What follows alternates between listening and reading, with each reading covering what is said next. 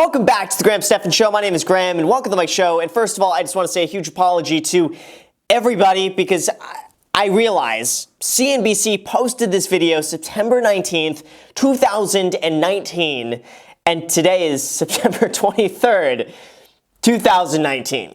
So it's been 4 days that I have not watched this episode of Millennial Money. And the reason why is because I had to go to the grocery store and get my new coffee creamer.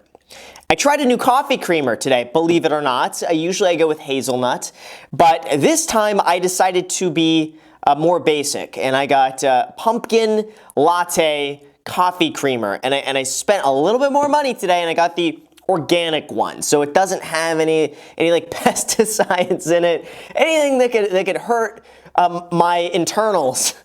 This is the creamer that does it. So I got really good coffee creamer today, spent a little bit more money. This is like 22 cents today, and we're going to be celebrating with this episode of Millennial Money. And this is titled, I screwed that all up, because this is titled, Living on $230K a Year in West Chicago, Illinois. Wait for it, Millennial Money. Now, I've noticed, again, with CNBC that they're switching up their content, so I have less to react to. Now, the last time I said this, I basically said, listen, if there's nothing for me to react to negatively, do you still want me to make these videos? And the overwhelming response was, yes, we still want you to watch Millennial Money, even though it doesn't upset you anymore. Now I can get upset that I'm not getting upset, because I have a feeling $230,000 a year in West Chicago, unless this guy is getting Rolls Royces brand new every year, it becomes a lot harder to mess up the more money you make. Like if someone's making $1 million a year, even spending $700,000 a year, I mean, I could be upset at them, but overall, still save in the bigger picture, like $300 grand. That's what I'm getting at. The more money you make, the harder it is to mess up. And this one's got a decent like ratio. I have a feeling this guy is not messing up, and it's just not good. I'm gonna stop complaining because already I'm putting negativity in the video. I'm putting negativity. We don't need that negativity because I got my pumpkin coffee creamer today. So anyway. But first, we gotta watch the ads. We gotta support CNBC Make It. By watching the ads, we got some weird ad here. So we started doing our own dental work. Hold still, honey. Okay, good. Now that we put in our dues for CNBC, now we can watch the video. Ever since I was a little kid, I saw people on TV and I saw people living great lives, and I said, why can they have it and why can't I? Like, what makes them so special? I'm really curious whose idea that was to have that specific B-roll shot of like, we're gonna tie you onto the telephone pole and then you're just gonna pretend like you're Superman just planking in the air. I don't know in what context that was done. Anyway. Hi, my name is Alex Sanchez. I'm 24 years old and I make $230,000 a year.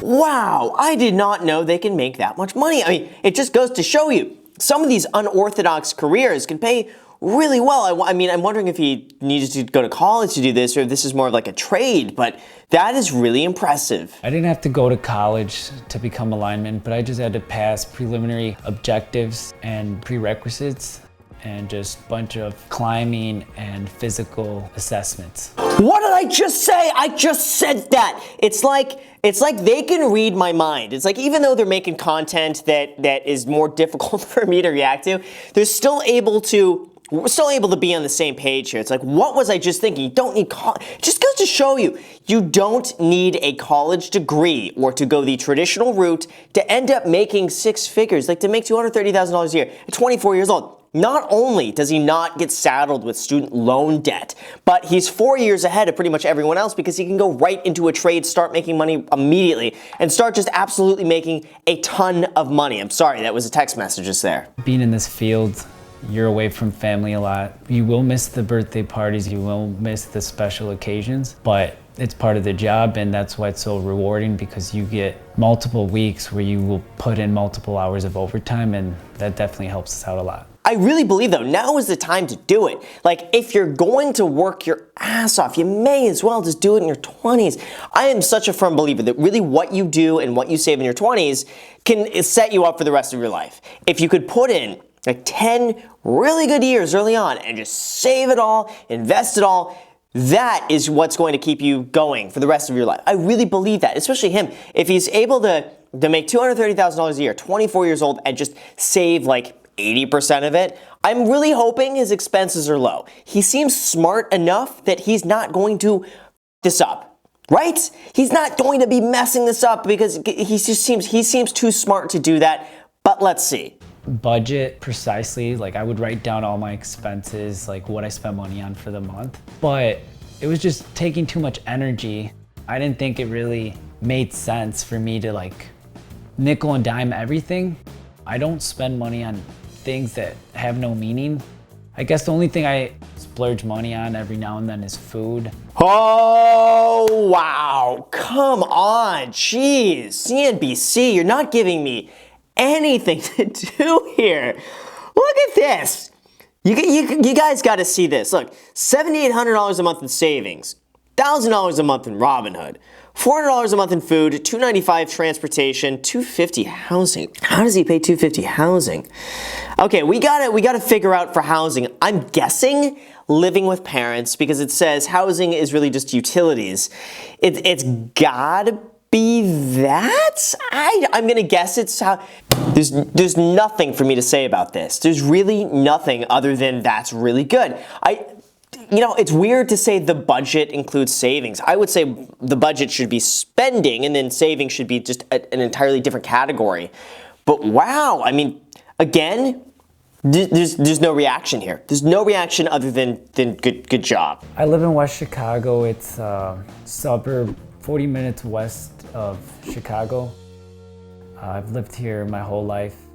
I'm perfectly content with living where I'm at right now. I love that. Like, he's making so much money and he's not giving into lifestyle inflation where he starts to make money and he realizes, oh, wait a second, guy, I could ball at the clubs tonight. 5K bottle service and like, oh, guys, I need the new Range Rover. $2,000 a month for a Range Rover and all this crap. He is doing really well. So well. And really, I say he should just live like this until he's 30, and then at 30, he could start enjoying the fruits of his labor because he's doing so well. Right? I just wouldn't change a thing. Keep doing this another 6 years. I pretty much drive everywhere. I only have a 15-minute drive to work, but my girlfriend does live about 45 minutes to an hour away from me, so I do have to drive a lot to go see her. He should really get a Tesla. Referral link down below in the description. Get 2,000 free supercharging miles. For real though, a Tesla would make life so much easier.